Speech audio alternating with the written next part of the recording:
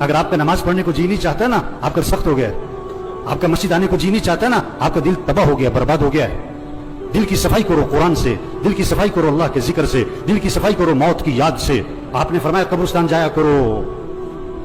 ابھی تو جنازوں میں بھی بڑی مشکل سے جاتے ہیں، تھوڑی دیر کے لیے.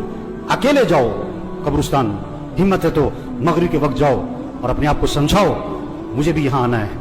یہ کون پڑے ہوئے بڑی پلاننگ کرتے تھے، بڑے کہے لگاتے تھے، جو کیا کہتے تھے میرے پاس نماز پڑھنے کو وقت نہیں ہے، صبح میرے سے فجر میں اٹھا نہیں جاتا.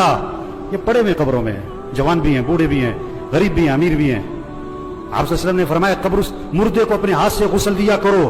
محلے میں نہ تلاش کرو غسل دینے والا کون ہے، تیرا باپ تھا خود دے، تیرا چچا تھا خود دے. اپنے ہاتھ سے غسل دے تاکہ عبرت ہو کیا اکڑ تھی، کیا نخرے تھے، اور کیا آج پھٹے پر بے بسی ہے.